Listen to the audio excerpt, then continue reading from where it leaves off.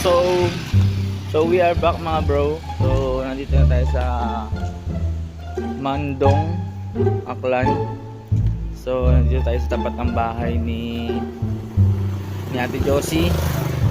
At sa harap ng bahay nila is merong maliit na waiting shed, kubo-kubo, tambayan. Tapos dito may mga buko, mga bukid, puro buko, kalsada. Ayan, buko. Itong bahay ni Ate Josie, bahay nila Jeka. Ayan. Ayan ang bahay nila. Ayan. Lilibot ko kayo sa bahay nila Ate Josie. Isang bahay nila Ate Josie yan. Meron pa silang bahay doon sa barangay Mambukyao. Bagong gawa lang din. Pinagawa ni Ate Josie. Pangalawang bahay ni Ate Josie doon. So ito, maraming pinagbago dito sa bahay ni Ate Josie. Dati hindi ganyan ang gate niya. Ngayon stainless na. Ano? Ayan, stainless. Yan, stainless din dito. Kabila. Tapos ito, yung nakaraan kong punta dito, wala yan. Wala yung maliit na waiting shed na yan, tambayan.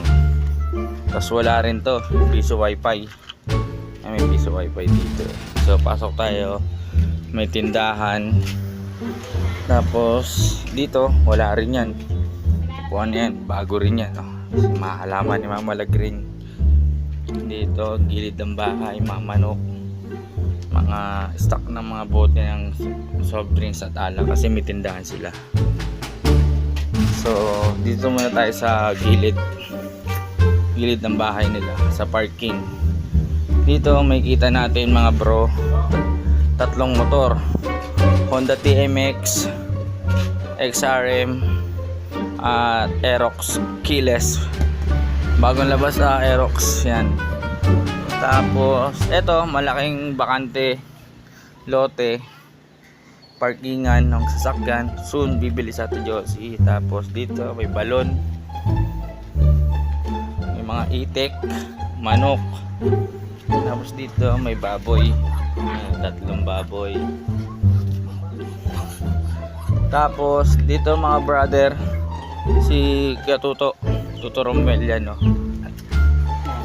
Tapos dito mga taniman ni Mama Lagring, gabi, papaya.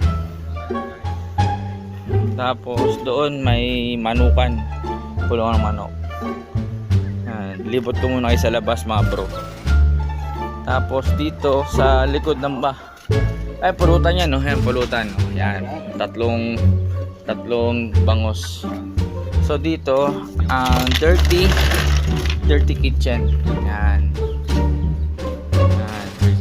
Dito naggagatong. Yan. Tapos sa gilid ng kusina sa likod may mga pusa, manukan ulit, dahil mga manok. Tapos dyan may pulungan ng manok. Tapos dito tayo sa likod, dito tayo daan sa likod. Boom, ito ang bahay nila sa loob. Yan, sala nila sa baba. Ito yung kitchen pang isa. Yan. Tapos ito yung kwarto ni Mama Lagring.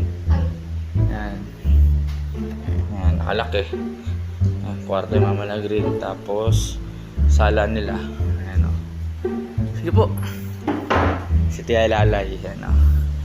Yan, sala nila Jeka. Yan mga brother. Tapos may CR sa loob, CR.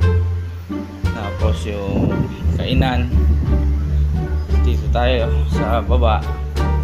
Dito tayo sa tindahan, si Papa Justo, yan, Papa ni Jeka. Tapos dito meron ding TV, higaan, tapos tindahan doon. Tapos dito video, okay. Yan. Angat naman tayo sa taas. Sa taas, lilibot ko kayo sa taas, sa terrace. Terrace muna tayo. Libot ko sa terrace. Yan, ito yung terrace. Ito yung view ng terrace, so mga brother, oh. Yan, terrace. Yan, dito kami nagiinom paggabi. Yan, oh, view dito sa harapan. Yan. Ito pa, ikutin natin terrace. Tapos ito, Daming papaya oh. Tapos sa likod ng bahay nila Jeka, yun, likod ng mga puno na yun ng buko, dagat na yan. So pasukin natin ang second floor mga bro. House tour ko kayo. Sa taas may sala ulit. Yan, sala, ano, pisa mi nilang ganito. Yan. Tapos dito kami natutulog ni Jeka. Yan, kwarto namin Jeka. Ano, gamit ko, gamit ni Jeka.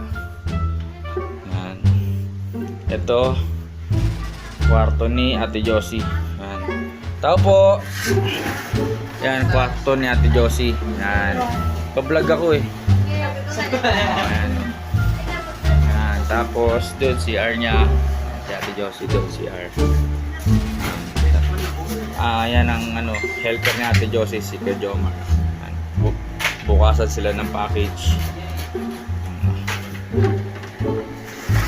Yan. So guys, yun lang. Ang ganda ng bahay nila. Simple lang, simple ang buhay lang sa Aklan. Yan. Ang ganda ng views dito, ang ganda ng view dito sa harapan, no? Ang mga kapitbahay nila. Tapos doon sa likod ng mga puno na yan, dagat na. Tapos ito, ganda, daming bunga ng papaya.